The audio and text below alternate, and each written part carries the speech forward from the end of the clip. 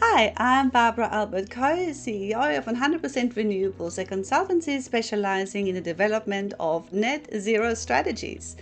Today I'll be talking about what net zero means for manufacturing businesses. Key takeaway messages of my presentation today are why you need to make sure to be part of the race toward net zero, what your carbon footprint looks like, what kind of decarbonisation opportunities you have, and how you can transition to net zero and realize the benefits that are associated with moving to net zero. There has been a huge increase in commitments to net zero emissions and everyone's talking about it. The recent election result is likely to only see this increase.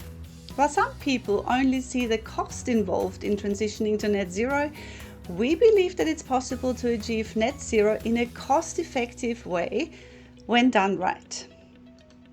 So why should you as a business pay attention to the increasing net zero trend? Principally, it's about recognizing and understanding the trends, understanding the risks of inaction, and taking proactive decisions and steps that protect and grow your business. One of the most often cited examples in business is the rise and fall of Kodak. Kodak was founded in the late 1880s and became a giant in the photography industry in the 1970s. Its share price rose to a high of over $90 towards the late 1990s, but 15 years later it filed for bankruptcy in 2012. Kodak was making a lot of money selling cameras and film rolls, but in the 1990s the photography industry began to shift towards digital. Slowly at first, and the market share of digital near the end of the 90s was still small, but the tipping point around 2000 was followed by a rapid decline in the sale of film rolls, while the sale of digital cameras accelerated, dominating the market within just a few years. And if that wasn't enough, a second turning point happened with the rapid rise of smartphones. We all know how quickly we adopted this new technology. People went from printing pictures to storing them on digital devices or sharing them online on social media platforms. In the face of all these turning points, Kodak resisted the change and failed to reinvent itself. No one at the top tried to address the problem or even recognize the urgency of the problem. Kodak also avoided risky decisions and instead maintained the status quo. This is the turning point in our climate. We enjoyed a safe climate for thousands of years, until we discovered fossil fuels and started to burn them, starting with the Industrial Revolution around the 1850s. We've now got dangerous levels of carbon dioxide in our atmosphere, which has already resulted in warming of more than 1 degree globally, the effects of which are visible in our droughts, our wets, and extreme weather events. In 2015, the landmark Paris Agreement was reached. The adoption of this agreement set a clear signal that we must reach net zero emissions by 2050 to avoid catastrophic climate change. How does the Paris Agreement affect companies? Well, firstly, governments of countries that have signed up to the Paris Agreement are now putting additional focus on climate action. This can result in big emitters having to reduce their emissions or pay for their emissions, or in additional support available through the government. Then there is investor pressure. You may have heard of the TCFD, the Task Force on Financial Disclosures, which was created in 2015 to develop consistent climate-related financial risk disclosure for use by companies, banks and investors in providing information to stakeholders. And now there is a lot of action by corporates. You may have noticed a huge increase in commitments to net zero and climate action by many of the large companies, and also increasingly by smaller and medium-sized organizations. Consumer sentiment has changed and customers are starting to abandon carbon-intensive products. For instance, people and organizations are starting to divest from fossil fuels, and some people are shifting their diets. There are also international trade implications. The EU, for instance, has a carbon price. and they have released a carbon border adjustment mechanism which will make it more expensive to export goods to Europe. It makes no sense for governments to make domestic businesses pay for the right to emit while allowing overseas competitors to emit for free. So given all those drivers in the marketplace, what could the future for businesses and specifically your business look like? Here is how we see a company that is fully aligned with a net zero economy. Your brand is synonymous with sustainability and purpose. Your senior leadership recognizes the climate emergency and leads the company with sustainability in mind, inspiring staff and customers. Your company is aligned with the Sustainable Development Goals. Your executive management walks the talk. You have loyal and inspired employees who are brand ambassadors and see you as an employer of choice. Your customers experience the sustainability culture and your purpose. You take stewardship for the products you produce, from cradle to grave, and your business model is circular, meaning that your waste can form another business's input, and that perhaps you can take the waste of another business as your input. Your operations are powered with renewable energy, and where possible you have installed solar panels and are energy efficient. You value innovation and continuous improvement, and you've embedded sustainable procurement principles. And climate change is also part of your risk management. You're protecting yourself against regulatory risk and competitors taking a leadership position, and you're also adapting to climate change. Your company could be aiming to achieve these goals. If you are already on your way towards net zero and have seen the benefits firsthand, then you'll know that our mantra, driving a profit with zero emissions, is true. So having heard what the future for businesses could look like, what could your net zero journey look like? It all starts with drawing the boundary around your carbon footprint, making a decision as to what emission sources you are responsible for. You then set a target year, which could be now, or it could be sometime in the future. Then you calculate your carbon footprint, and you repeat the calculation of a carbon footprint yearly to measure your progress. The green boxes show you how you can decarbonize your business. How can you avoid carbon emissions? How can you reduce carbon emissions? How can you produce renewable energy? And for what remains of your carbon footprint after all those reduction measures, you can purchase renewables or carbon neutral products, or if you've got land, sequester carbon in land or vegetation, or purchase carbon offsets. At that point, you land at net zero, and you can then declare carbon neutrality. I'd also like to point you to the areas on the side here.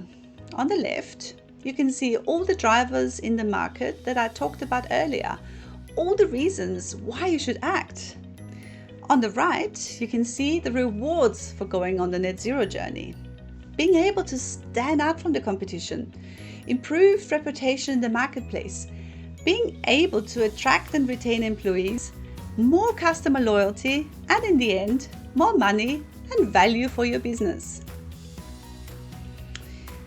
Going back to my earlier slide, it all starts with committing to a net zero target and measuring your carbon footprint. After all, you can't manage what you don't measure. So let's have a look at our carbon footprint. Almost all of our human activities cause greenhouse gas emissions. The cars and trucks we drive, our plane trips, our manufacturing, how we produce electricity, the land clearing we undertake, and our agricultural practices. We keep adding greenhouse gases to the atmosphere, which increases global warming and causes climate change. At the moment, the only thing that counteracts these activities is our vegetation and our oceans, which absorb some of these greenhouse gases. Here is the technical representation of what I just showed you earlier. What you can see here is your full value chain and the emissions that are caused along this value chain. Your organization is in the middle, and your upstream and downstream activities are to the side. All the blue emission sources are what you are directly responsible for. Upstream emission sources mostly come from goods and services you buy. Downstream emissions mostly come from goods and services you sell. As a manufacturer, you may have large energy consumption, which causes emissions, but you may also purchase carbon-intensive products such as steel. And you may sell carbon-intensive products to companies or customers downstream from you. So let's have a look at a couple of emission sources. A boiler that takes natural gas as a fuel generates carbon dioxide emissions when the gas is being burnt. Refrigerants in air conditioning and refrigeration equipment is another source of potent greenhouse gas emissions. Air conditioning and refrigeration equipment isn't hermetically sealed, and these gases just escape into the atmosphere. And if you've ever had your air conditioning equipment regassed, you'll know what I mean. If you own or control a truck fleet, this will contribute to emissions you're directly responsible for. And everything that consumes electricity in your business causes emissions at the coal-fired power plants that produce the electricity for you. And pretty much everything we buy comes with embodied emissions or upfront carbon. This is because someone else would have purchased that good or service with the help of fossil fuels, such as electricity consumption or by burning gas, petrol or diesel. Typically, embodied emissions in manufacturing inputs are carbon intensive. Packaging also forms part of your carbon footprint. The packaging of the goods you buy and the packaging of the goods you sell. And interestingly, not all the electricity that is being produced in centralized power plants will make its way to you. Did you know that the grid consumes some of that electricity on its way to you? So say a power plant produces 110 kilowatt hours. What you get out of the power point will only be 100 kilowatt hours. The other 10 kilowatt hours get lost during transmission and distribution. It's good carbon accounting practice to account for these losses. Jumping on a plane causes emissions because it burns fossil fuels. Unfortunately, we all produce waste. And when this waste ends up in landfill, it produces methane emissions, which is a powerful greenhouse gas. And here's an emission source that we would not readily think of. But when employees commute to your place of business, it causes emissions, especially if they're using cars. If you're engaging someone else to transport your goods or to transport goods to your place of work, then this also causes emissions. So this could be the transport of your input materials to your place of business or the transport of the goods you produce to your customers. And here's an example of downstream Scope 3 emission sources. So if you sell a product and the product causes emissions when they are used, then this is another emission source. Now that we know where emissions are coming from, let's have a quick look at how you can calculate your carbon footprint. There are 3 steps to calculate your carbon footprint. Firstly, you need to identify the boundary of what forms part of your carbon footprint. Every company and every situation is unique, so you need to identify emission sources that are relevant for you. Once you know what emission sources are part of your carbon footprint, you need to collect what we call activity data. Activity data are things like kilowatt hours or megajoules or gigajoules. Once you have the activity data, it's relatively straightforward to calculate your carbon footprint. Here is an example of a carbon footprint we developed for one of our clients, which is a metal fabricator. They take steel as an input and turn it into products such as rail sleepers. As you can see, the biggest emission source by far is purchased steel, followed by emissions from transport. Here is another example of a food processor who produces premixes for things like donuts. It's a similar story to the previous example. Purchased inputs make up the big proportion of the carbon footprint, in this case, sugar. Now that we have calculated the carbon footprint, let's have a look at how you can reduce this carbon footprint over time. There are many ways you'll be able to reduce your carbon footprint. Our approach to helping businesses evaluate their options is based on an avoid, reduce, produce, purchase model across a business's operations, fleets, and their supply chain. Let's have a look at a couple of these opportunities. Electrification is where you change from burning a fossil fuel such as natural gas to using electricity. So for instance, changing from a boiler that uses natural gas to changing to a heat pump. And as you may probably know, I am the podcast host of the Driving Net Profit with Zero Emissions show. And in episode 9, I interview Sol Griffith on electrifying everything. It's worthwhile to listen to this episode if you want to find out more about this opportunity. Just search for the Driving Net Profit with Zero Emissions podcast on your favorite player or on the web. Hybrid and electric vehicles are another form of electrification. Even if an electric vehicle is charged from the grid, emissions are so much less compared to internal combustion engines. Even better if you can charge your electric vehicles from solar. The more efficient your air conditioning and refrigeration equipment is, the less you have to pay to run it, the fewer emissions you will cause. The same applies to lighting. The standard nowadays is LED lighting, so if you don't currently use LEDs, you should definitely investigate making the switch.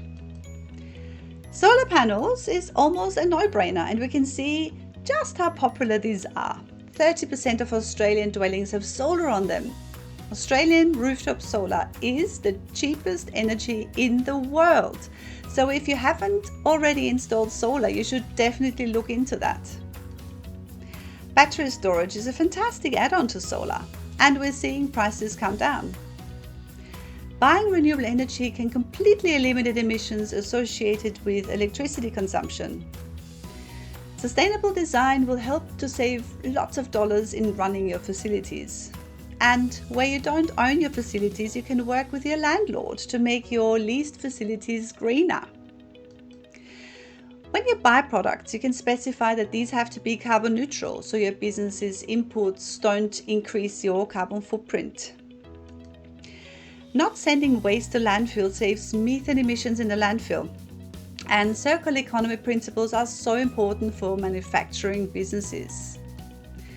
And you should always tick the Make My Flight Carbon Neutral option, as your extra dollars will help to fund projects that avoid or sequester emissions and may come with additional co-benefits. As a manufacturer, it's also important to look at emissions your manufactured products produce when they're being used. The fewer emissions your products cause when being used, the better for companies or people that buy your products. So for instance, if you produce highly efficient motors or refrigerators, people will save emissions and dollars downstream from you. And as a manufacturer, it's also important to look at the carbon footprint of the products you produce. The fewer embedded emissions your products have, the better for companies or people that buy your products. You can even certify your products carbon neutral, which will be fabulous from a product positioning perspective. I just mentioned that you could make a product carbon neutral. And this is how it works. You reduce your emissions as much as possible, and you purchase carbon offsets for the remainder of your carbon footprint to get your carbon footprint to zero. So let's have a look at net zero. What does it actually mean? Net zero is achieved when all our human activities are absorbing as many greenhouse gases as we are emitting. And I just love the definition that Swiss Re has provided, which is do our best, remove the rest. What does that mean? Well, do our best means focus on deep decarbonisation of your business. Do as much as you can to bring down your own emissions. But then, once you've arrived at the point where you can't do anything else, you focus on carbon offsets to remove the rest of the emissions and bring them to net zero. Here is the picture I showed you earlier with how we cause emissions. Let's see how we can transform this world to one without emissions. We are going to convert our vehicles to electric. We can change our agricultural practices. We can stop deforestation, change our electricity production to renewables, and plant more trees to remove some of our greenhouse gas emissions. So now I'm going to show you 2 example pathways on how you can reach net zero. In the first pathway, you'll go for net zero later. This is a net zero pathway we developed for one of our clients. In the absence of any carbon reduction activities, emissions will grow. However, because the grid is getting greener, your electricity related emissions will fall automatically over time.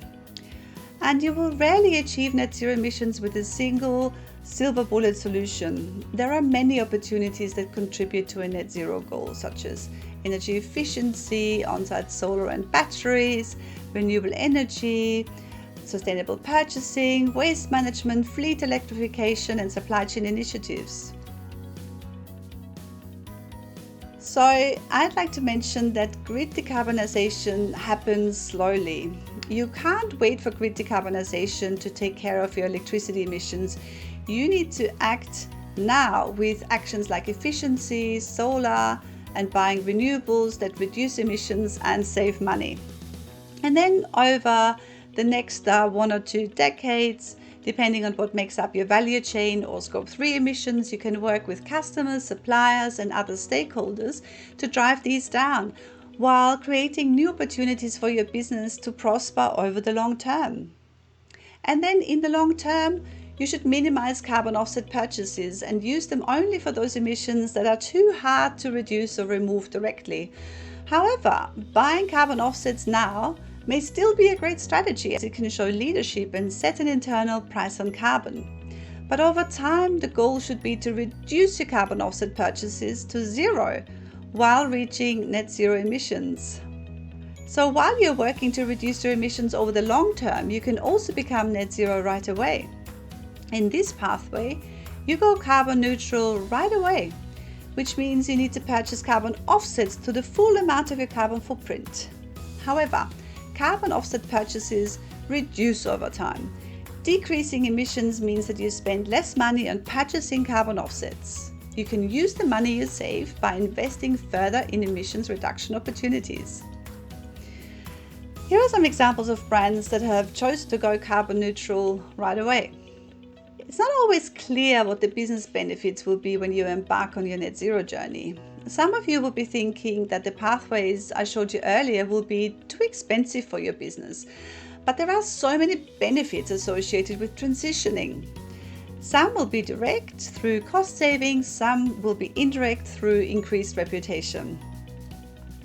Here are a couple of quotes from guests that I've interviewed on my podcast. Craig Scroggie, he's the CEO of NextDC, a data center operator, focuses on the significant opportunities for how costs can be brought down. So he says, in NextDC, we think about sustainability because it can drive cost advantages and significant opportunities for organizations to improve the efficiency of their operations. Justin Merrill from Lion shares his experience on how staff perceives the carbon neutral status. So he says staff are very proud of the outcome, and I think it has been motivating for them. And Bruce Precious, who is one of the most respected thought leaders in the property space, argues that sectors in the economy that can decarbonize quickly should do so immediately. He argues that the built environment, for instance, should move more quickly and go to net zero today. Now circling back to where we started earlier, your net zero journey. Remember that on the right hand side we had the payoffs of pursuing the strategy. Your chances of winning an award will be greatly enhanced, as will be a better ranking. Your reputation improves and you will likely win more work. It'll be easier to attract and retain employees that want to work for an employer of choice. Identifying projects to help you along your net zero journey will most likely save you money, and you may even be able to get grant funding. And you'll be better placed in a carbon constrained economy. You'll find it easier to export to places such as Europe. Customers will be more loyal to you because of what you stand for, and your business value will increase. And I wanted to finish my video with showing you a graphic again of what it will mean for your business if you drive net profit with zero emissions. Your brand will be synonymous with sustainability and purpose. Your senior leadership team will recognize the climate emergency and lead the company with sustainability in mind, inspiring staff and customers. Your company will identify with sustainable development goals most meaningful to you and will work towards achieving these goals. Your executive management will walk the talk. You will have loyal and inspired employees who are brand ambassadors and see you as an employer of choice. Your customers will be able to experience your sustainability culture and purpose. You will take stewardship for the products you produce from cradle to grave, and your business model will be circular, where your waste will form another business's input and where you perhaps will take the waste of another business as your input. Your operations will be powered with renewable energy. Where possible, you will install solar panels and will try to be as energy efficient as possible. You will value innovation and continuous improvement, and you will have embedded sustainable procurement principles. And climate change will be part of your risk management. You'll be protecting yourself against regulatory risk and competitors taking a leadership position. And you will also be adapting to a changing climate. This is what our future will be if we make it so. And I would encourage you today to think about what first step you will take in your journey to net zero. You could commit to a net zero target. You could commit to measuring your carbon footprint. You could embark on your emissions reduction journey.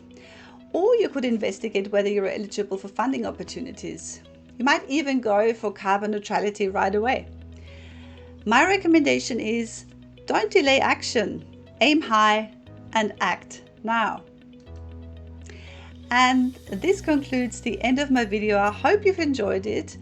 Please like the video if you did, and don't forget to subscribe to our channel.